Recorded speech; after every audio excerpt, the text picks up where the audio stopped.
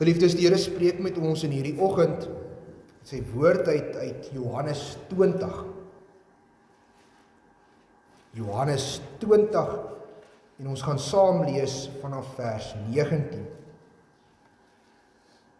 Johannes 20, ons lees saam vanaf vers 19, die opskrif, Jesus verskyn aan die 11, ongelowigheid van Thomas.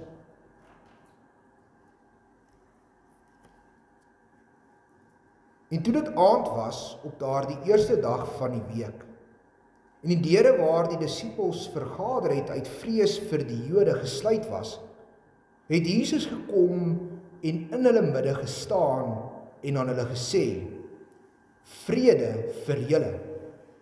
En nadat hy dit gesê het, wys hy hulle sy hande en sy sy. En die disippels was bly toe hulle die Here sien.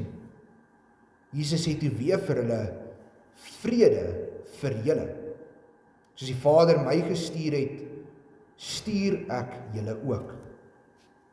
En nadat hy dit gesê het, blaas hy op hulle en sê vir hulle, ontvang die Heilige Gees. As julle die mense hulle sondes vergewe, dan word dit hulle vergewe. As julle die mense hulle sondes hou, dan is dit gehou. En Thomas, wat genoem word Didimus, een van die 12 was nie saam met hulle toe Jesus gekom het nie. Die ander disippels sê toe vir hom, ons het die Here gesien. Maar hy het vir hulle gesê, as ek nie in sy hande die merke van die spykers sien, en my vingers steek in die merke van die spykers, en my hand in sy sy steek nie, sal ek nooit glo nie. En 8 dae daarna was sy disippels weer binne, en Thomas saam met hulle. En Jesus het gekom terwyl die deure gesluit was, en het in hulle midde gestaan en gesê, vrede vir julle.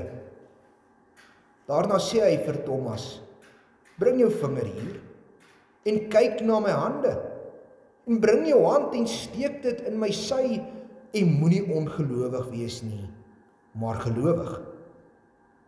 En Thomas antwoord en sê vir hom, my Here en my God. Toe sê Jesus vir hom, omdat jy my gesien het, Thomas, het jy geglo. Salig is die wat nie gesien het nie, en tog geglo het. Nog baie ander tekens het Jesus voor sy disippels gedoen, wat in hierdie boek nie beskrywe is nie.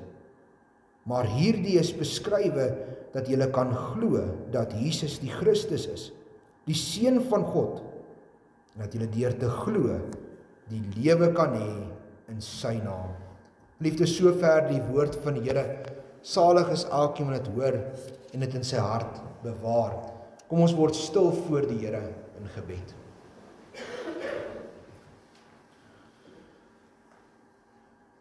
Ons almagtige God, Here en Hemelse Vader, Here, hoe heerlik is dit om in hierdie dag in U huis by mekaar te kan wees. U te mag aanroep en aan U die lof te mag bring. Ja, 3 maal heilig is U. Vader wat alles geskaap het en steeds onderhou.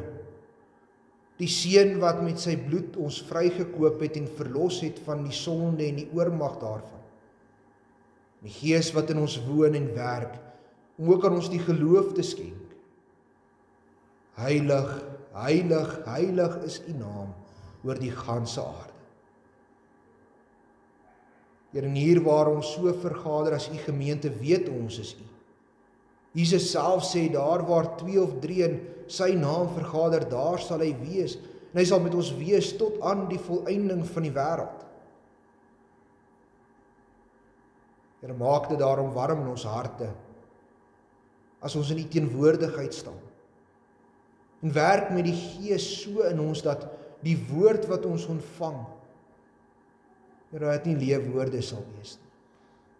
Breek U nou vir ons die woord oop, Here, en voed ons tot die ewige lewe. Here, maar ons bid dit in afhanklikheid voor U, ons God en Vader. In die naam van ons Here Jesus Christus, deur die werking van die Heilige Gees. Amen.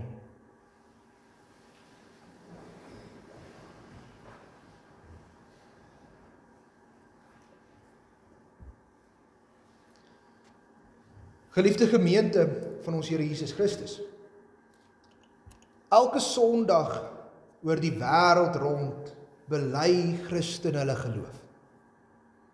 Ek glo in God die Vader, die Almagtige, die Skepper van hemel en aarde. En in Jesus Christus, sy eniggebore Seun, ons Here, wat ontvang is van die Heilige Gees, gebore uit die Maagd Maria, wat gelei het onder Pontius Pilatus, gekruisig, gestorwe het en begrawe is, wat hulle neergedaan het, op die derde dag weer opgestaan het uit die dood, opgevaar het na die hemel en sit aan die regterhand van God. Die Almagtige Vader van waar hy sal kom om te oordeel die lewende en die dode. Ek glo in die Heilige Gees. Ek glo aan 'n heilige algemene Christelike kerk. Die gemeenskap van die heiliges, die vergewing van sondes, die wederopstanding van die vlees en die ewige lewe. En so bely ons geloof in die drie enige God. En as ons uitgaan, gaan leef ons daardie belydenis as ons eie persoonlike standpunt. Maar het jy al gedink hoeveel mense oor die wêreld rond nie werklik in God glo nie? Hoeveel mense hierdie belydenis aflê en steeds nie glo dat Jesus Christus die koning en die Here is nie? Het jy al gedink hoeveel mense nie werklik in die opstanding glo en dat die dood van Christus die opstanding, die dood oorwin het en dat daardie oorwinning geldend is ook vir my? En ons sal verbaas wees dat dit gewoonlik prominente mense is. Groot Christene wat in die naam en in die wêreld die naam van Christus uitdra, selfs kerklike leiers is wat hierdie belydenis aflê maar nie werklik glo nie. Vanoggend kry ons te doen met so 'n disipel. 'n man wat Jesus gevolg het. 'n man wat vir Jesus geken het. 'n man wat die werke van sy hande, die wonderwerke aanskou het en tog steeds twyfel. Sodat ons in die Afrikaanse taal 'n spreekwoord het wat op hierdie man gebaseer is om te sê die ongelowige Thomas. Verwysing na iemand wat wil sien om te glo. En as ek nie sien nie, sal ek nie glo nie. Kom ons kyk net na die konteks van ons geleesde gedeelte. Dis die eerste dag van die week na die kruisiging plaasgevind het. Maria Magdalena en die ander vrouens is op pad na die graf toe om Christus se liggaam te gaan salf en al die speserye te gaan sit wat nodig was vir die liggaam om te kan begin vergaan. En as hulle by die graf kom, dan sien hulle maar die steen is weggerol. Die graf is leeg. Die Here Jesus het opgestaan en Maria Magdalena is so opgewonde oor die nuus dat sy hardloop en sy gaan roep die disippels om te kom kyk.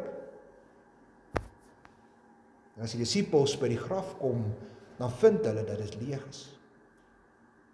Hulle draai dan om en hulle keer terug na Jerusalem en daar in 'n vertrek gaan sluit hulle die deure en hulle hou same vergadering. Ons kan net dink, die bespreking wat daar gebeur, hulle moes praat oor die kruisiging, hulle moes praat oor hoe Jesus aan die kruis gehang het, maar uiteindelik hoe hy in die graf neergelê het en nou die graf wat leeg is. Terselfdertyd moes hulle bekommerd wees oor wat's die volgende stap? Waarheen nou? Jesus is nie meer hier nie, wat moet ons nou doen? Dit alles terwyl hulle bang was. Bevrees, want ons moet besef dat die Jode ag die kruisiging van Jesus as 'n oorwinning. Jesus is hierdie opstandige man wat nou gekruisig is en nou sy liggaam ook nog weg. Nou begin die disippels bekommerd te raak, is ons dan nou volgende? Gaan ons vervolg word omdat ons hom gevolg het en daarom hierdie vrees wat by hulle is?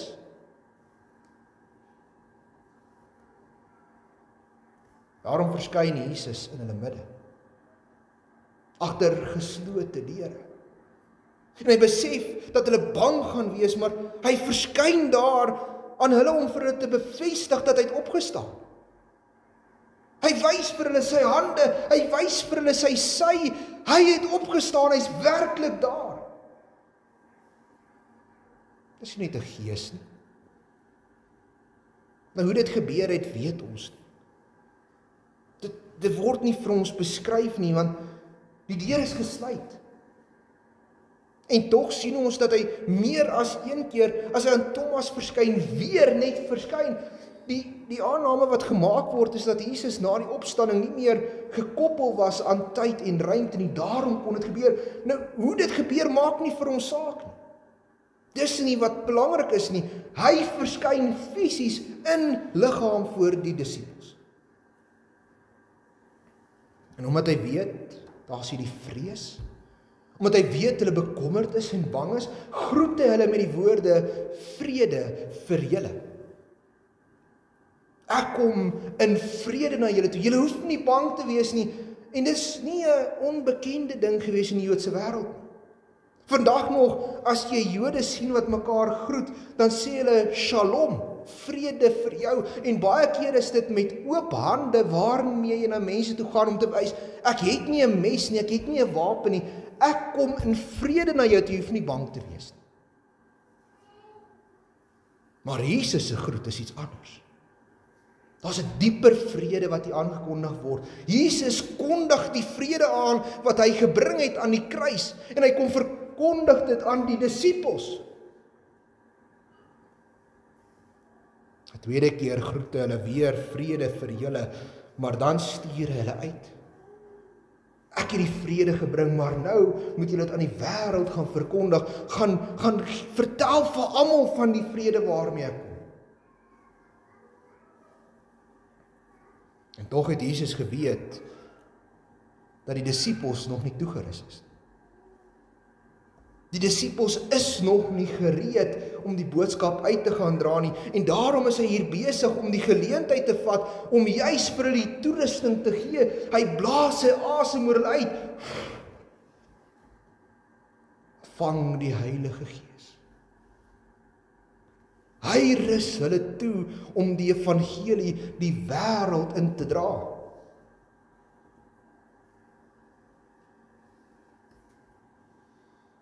Maar is hierdie aand wat iets belangriks gebeur. Want jy sien, in daardie aand bevestig Jesus by sy disippels die geloof in die opstanding. Hy bevestig by hulle dat die profesie rondom hom waar geword het. Hy is die Messias, hy het gekom en sy bloed het betaal vir die mense sonde. Maar een van sy disippels is nie daar.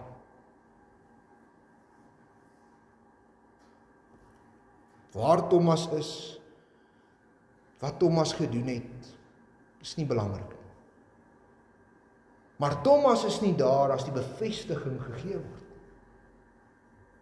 Tog moet ons net onsself indink hoe die disippels begin praat het hieroor.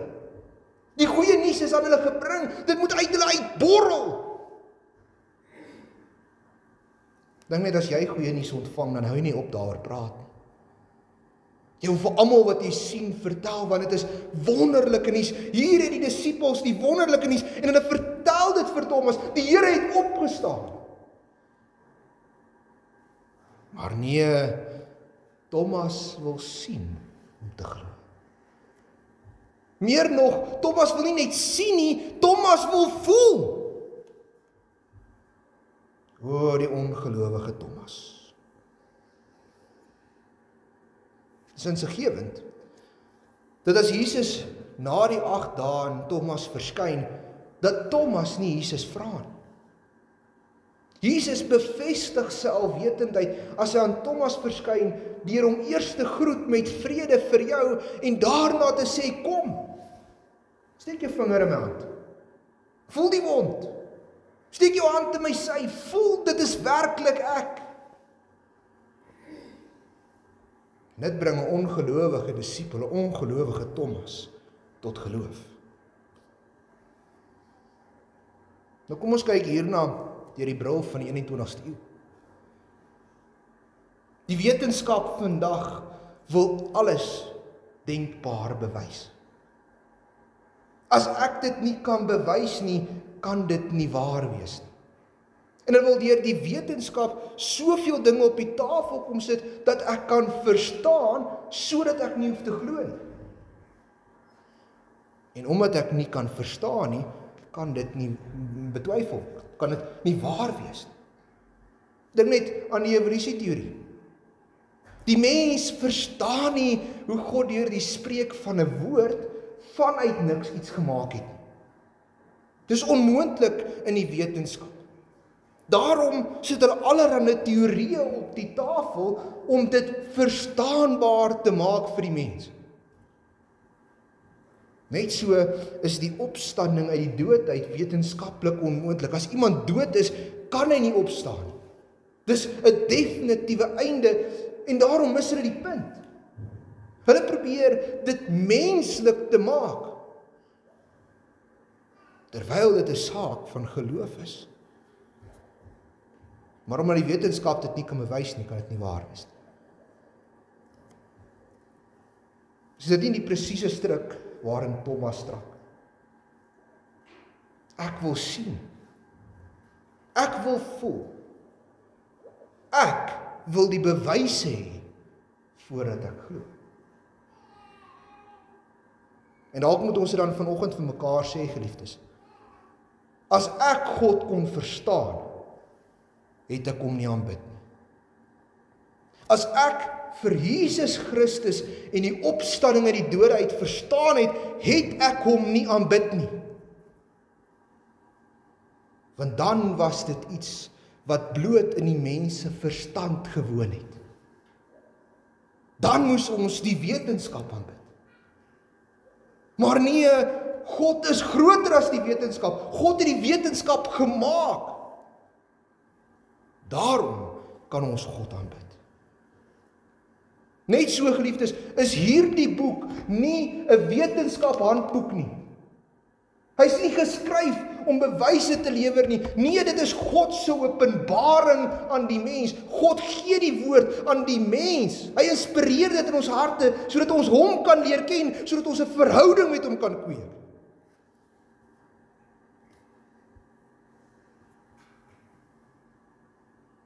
Tog wil die mens sien om te glo. Iemand het eendag vir my die vraag gestel, dink net hoe sterk ons geloof sou wees as ons vir Jesus kon sien.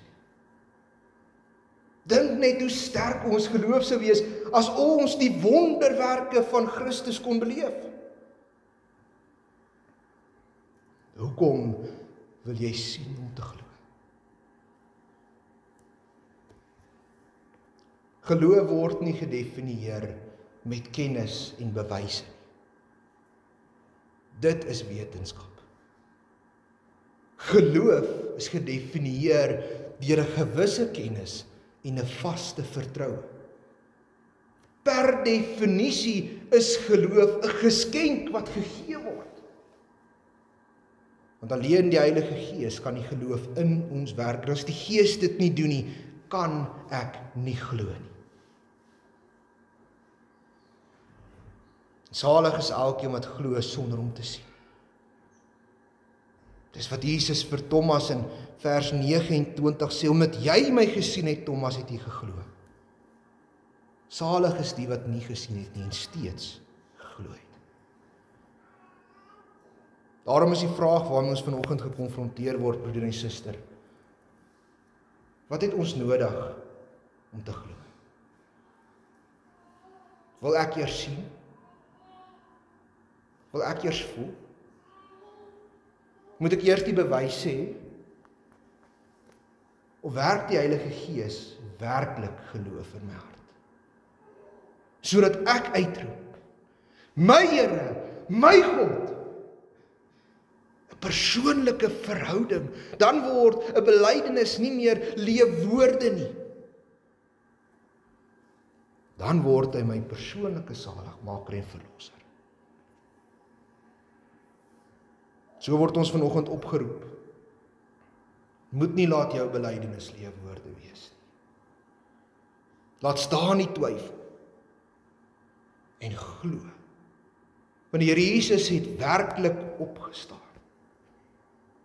En die Heilige Gees bewerk daar die vertroue in ons harte. Sodat ons die antwoord kry wat Paulus gee aan die tronkbewaarder van Filippi wat wonder, wat moet ek doen om gered te word?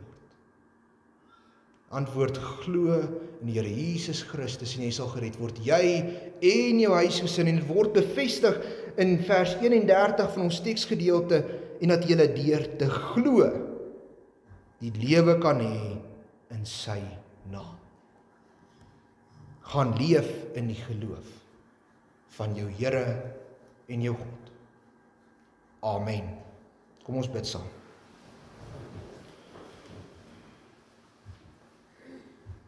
Ons almagtige God, Here Hemelse Vader,